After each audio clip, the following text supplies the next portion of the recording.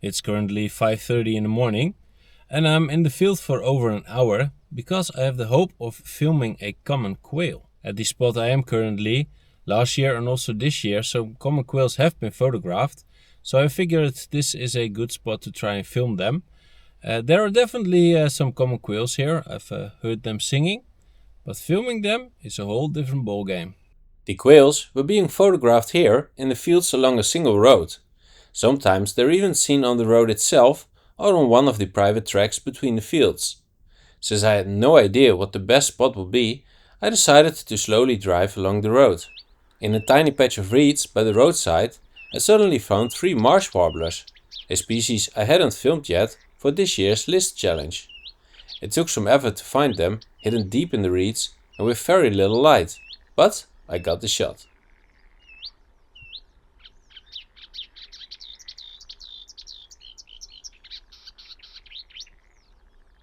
Just to give you an idea, here you can hear a calling quail. Now the challenge was to actually see one.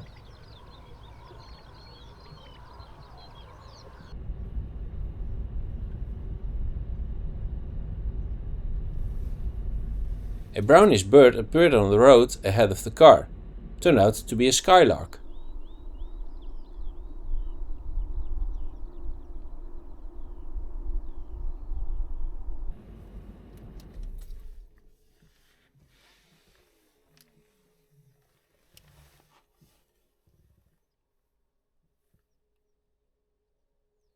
I also took a quick moment for some other species, like this whitethroat.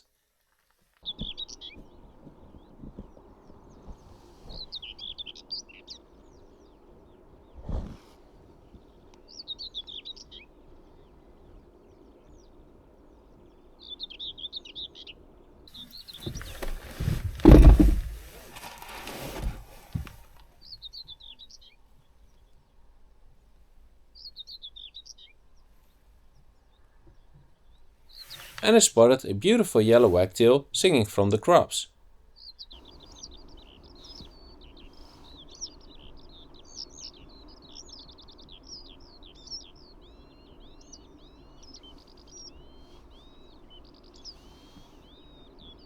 On the other side of the road, looking straight into the sun, I noticed a hare sitting still.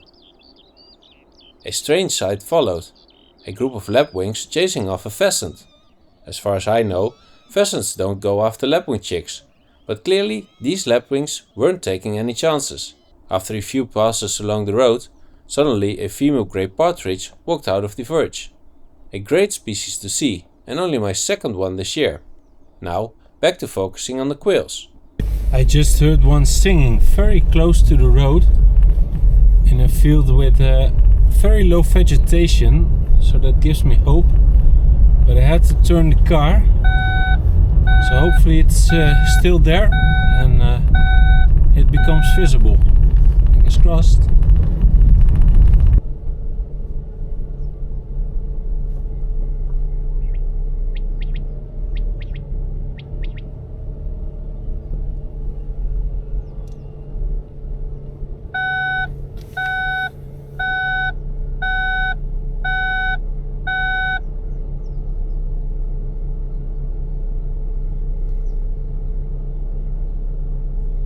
It is so close.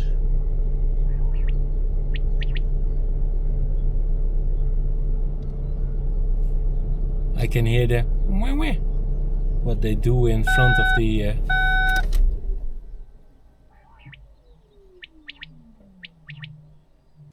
just saw my first quail ever. It was too fast to get it on camera. It was crossing a path between the vegetation. And I must say, they are smaller than I had thought. I had seen a corncrake before and I thought that a quail would be about the same size. But it turns out it is quite a bit smaller. Now let's hope we get a chance to film it. While waiting for a quail, I suddenly spotted another partridge. This one in a completely different spot. Definitely a separate pair. Here's the male. The grey partridge is sadly one of the many victims of the agricultural intensification and changing landscapes. Over the past decade, numbers seems to have stabilized a bit, but we're still looking at a 90% decline compared to 50 years ago. We'll probably never reach those numbers again, but let's hope for some kind of recovery, or at the very least, long-term stability. Unfortunately, the first attempt to film a quail didn't succeed, but we'll definitely be back. First, I headed back north, where not far from home there's a redback shrike nest. It's clearly visible from the car. Disturbance is the last thing you want, so after half a minute I drove on to see what else I could find in the area. And there he was, the male, casually preening in a tree, while the female did all the hard work at the nest. The light was starting to fade, but with barely any wind, I decided to zoom in using the converter. The redback shrike is a real success story. This species too suffered from landscape changes, dropping to as few as 100 breeding pairs around 1950. For years, the Bargeveen was one of its last strongholds, but in the past 15 years the population has grown eightfold, and the province I live in, still the biggest stronghold for the species in the country.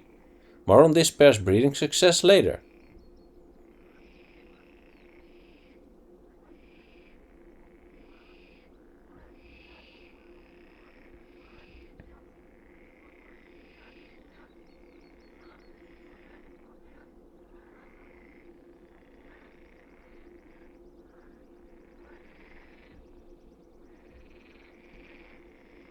But first, back to the quails. Round 2.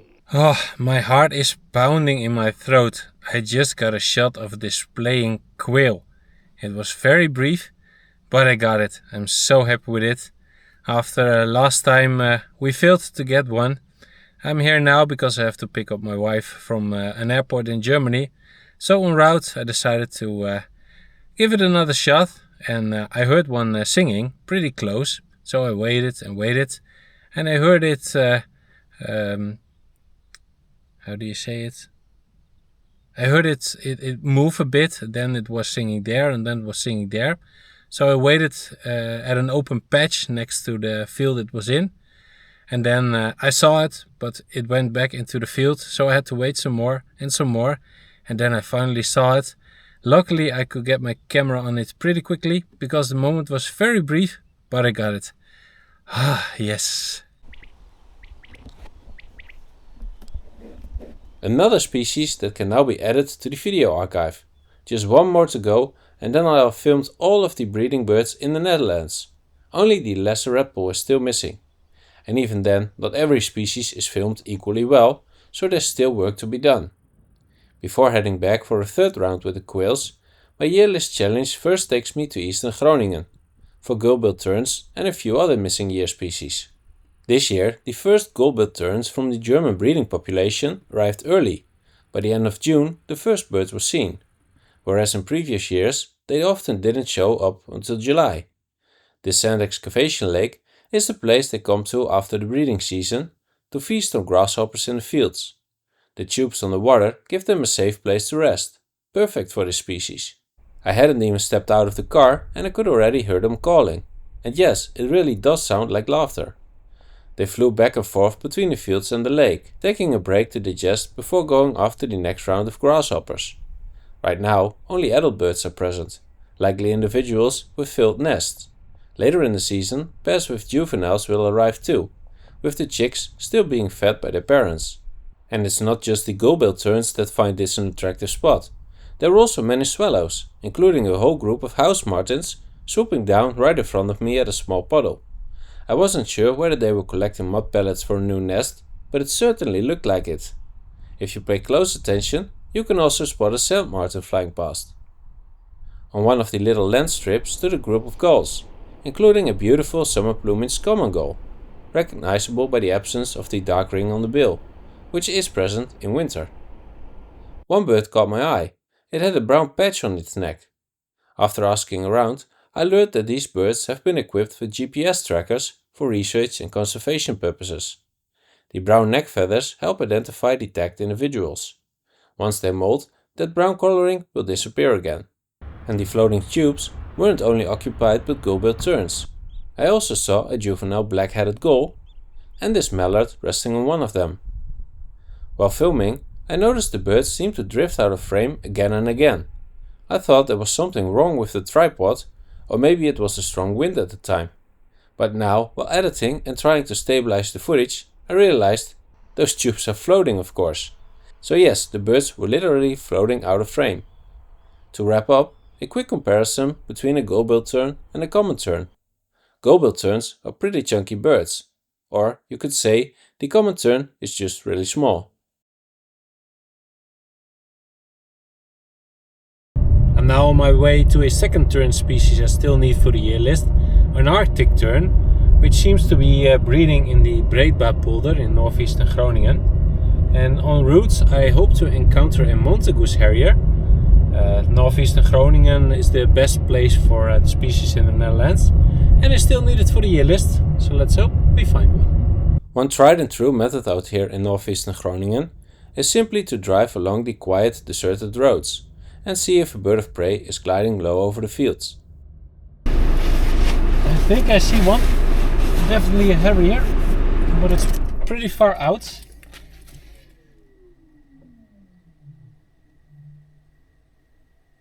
It's interacting with the buzzards. Let's film it for sure, to be sure. I get it.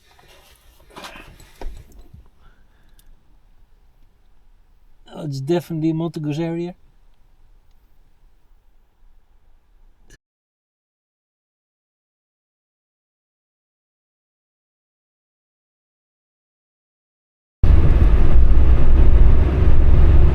It flew past me, so I'm now trying to catch up with it to get some better shots. It's following a dike here. There's a crossing between the dike, so hopefully I can pick it up there. I've lost it, but maybe it's on the other side of the dike.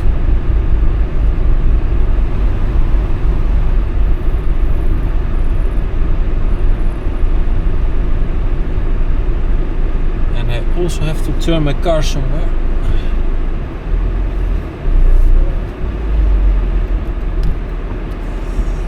This is pretty steep. Don't want to get stuck.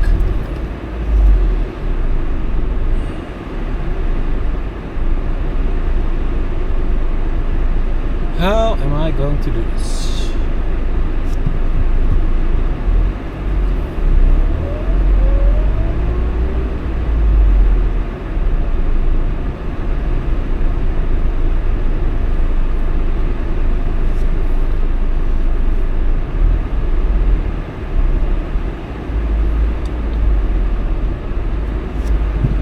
No traffic, luckily.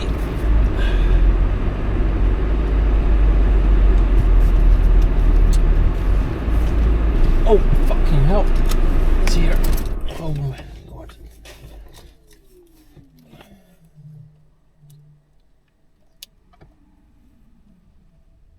Ah, a car behind me.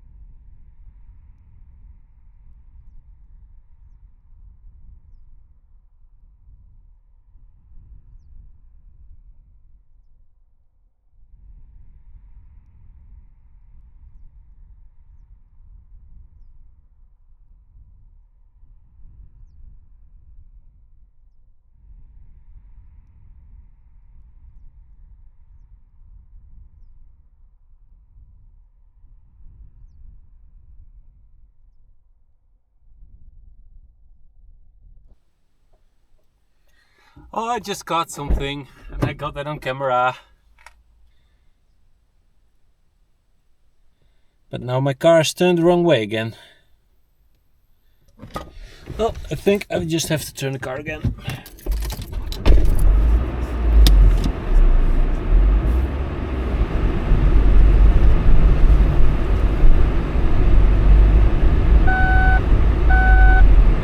I see it sitting in the fields.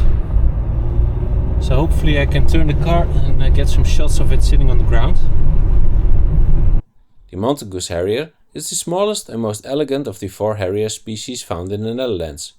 followed by the pellet harrier, the hen harrier, and lastly the marsh harrier.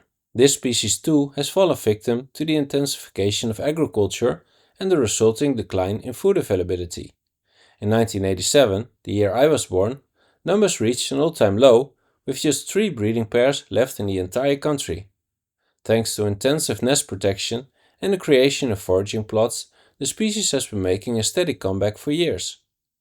Depending on the foal population, breeding numbers and success fluctuate, but the overall trend is still slightly upwards. It's a shame that, after colonizing Flevoland, the species now seems to have disappeared from that province again as a breeder. Today, it breeds exclusively in the 3 northernmost provinces, also known collectively as the Top of Holland. A fun fact, since 2003, the first egg of the season is now laid almost a full month earlier than it used to be. More breeding pairs naturally mean a higher chance that one starts early, but a whole month is still a significant shift.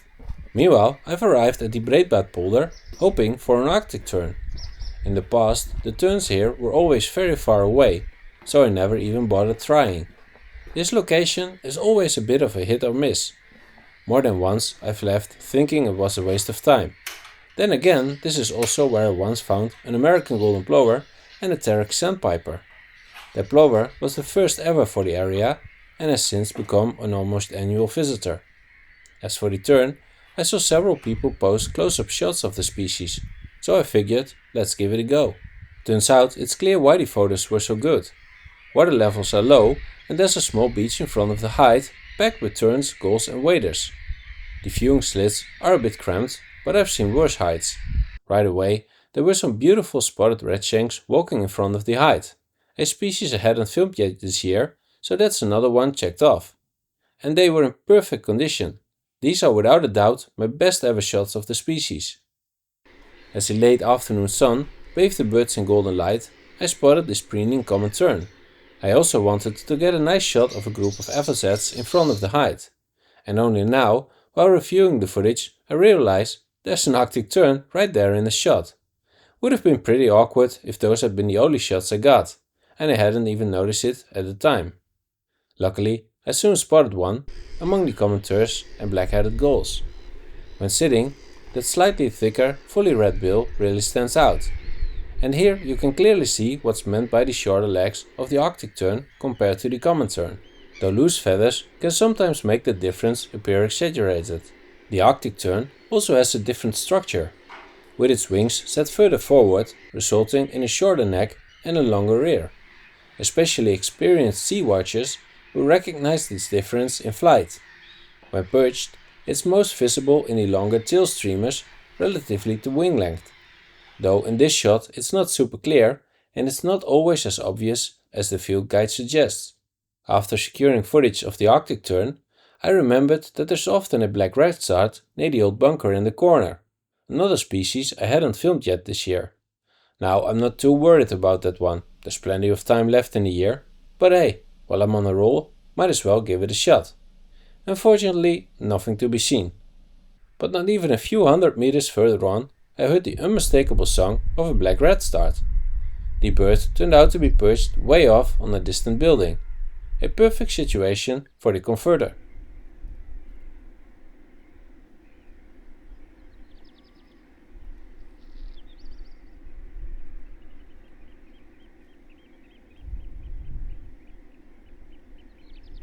With Gull-billed tern and Arctic tern in the back, and good luck with Montagu's harrier, black redstart and spotted redshank, I decided to press my luck and try for white-winged tern and little gull, both recently reported in the Vladimir area. My first stop was the pumping station at the Onderpolder. There I ran into a Birding Holland excursion, fully focused on a water rail that would occasionally pop out from the rushes. I scanned the area for terns, but not even a whiskered tern to be found. This species that has been breeding in the Netherlands since 2012, but this year has apparently been its worst breeding season ever, with the colony abandoned fairly early. I tried a little further south at the Vladimir itself, but again no terns. At Hunsedal, even further south, I didn't stay long. The little gull was nowhere to be found. So I drove on back to check in on the redback shrikes, where 4 common cranes flew overhead. At the nesting site, I saw the male putting in some serious effort, having just caught a massive great green bush cricket for his mate.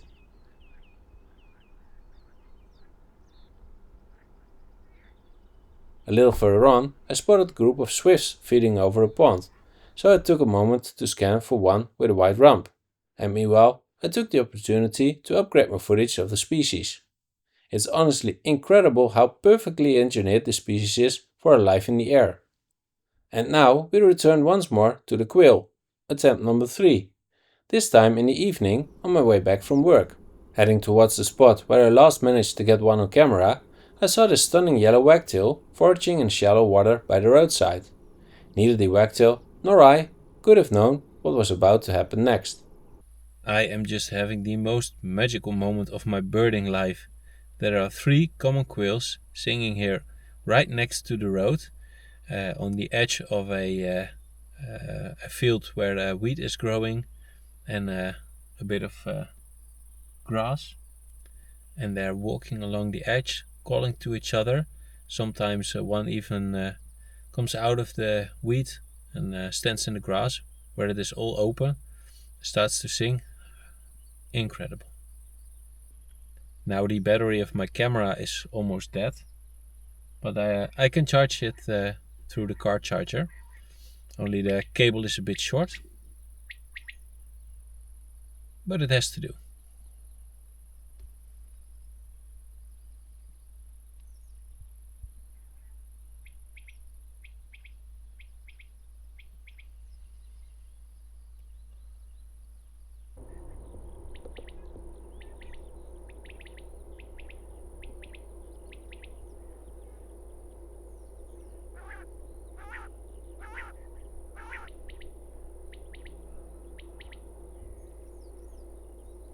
In the next episode, we'll find out what happened to the red-black shrike nest, and I'll encounter 2 mega rare birds in my ongoing search for summer species.